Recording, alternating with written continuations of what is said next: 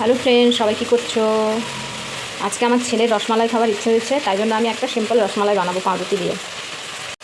আমি রসমালাই বানাবার জন্য দেখো দুধ নিয়েছি, ছানা ফাটা নিয়েছি, আর ব্রেড নিয়েছি 4 পিস, আর মিল্কমেড নিয়েছি আমুলের, আর 4টে দানা এলাইচি নিয়েছি। এরপর ব্রেডটা এইভাবে গ্লাস নিয়ে, ছোটো গ্লাস নিয়ে এইভাবে গোল করে কেটে নেব।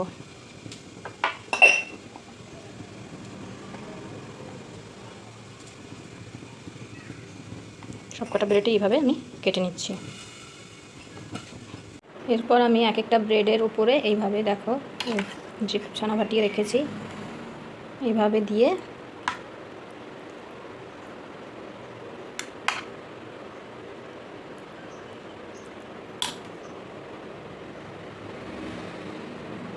এভাবে সাজিয়ে নেবো পরপর। এরপর আমি দুধটা বসিয়ে দিয়েছি। এটা দুধটা আমি একটু ঘন হবার তক ফোটাবো। দেখো দুধটা ফুটে আমার অনেকটা ফুটে মরে আছে। এরপরে আমি এতে একটু চিনি মিশিয়ে দেবো। আমি অল্পই চিনি দিচ্ছি, কারণ এতে মিল্কমেড দেবো বলে। মিল্কমেডটা তো ঘন করবে আর মিষ্টিটাও লাগবে, তাই জন্য অল্পই চিনি দিয়ে আর একটু ঘেটে নেবো, তারপরে মিল্কমেডটা দেবো। এরপর এতে মিল্কমেডটা আমি দিয়ে দিচ্ছি।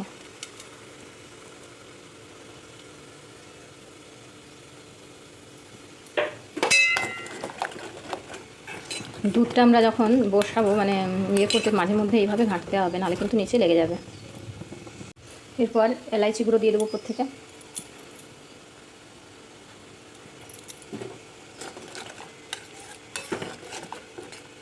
দেখো আমার দুধটা রেডি হয়ে গেছে, এবার আমি নামিয়ে নেব। ওইভাবে সবকটা ব্রেডে আমি দিয়ে দিয়েছি, আর এমনিভাবে করে নিয়েছি। এরপর যে আমি দুধটা রস্ট করে রেখেছি ওটা উপর থেকে এইভাবে দিয়ে দেবো।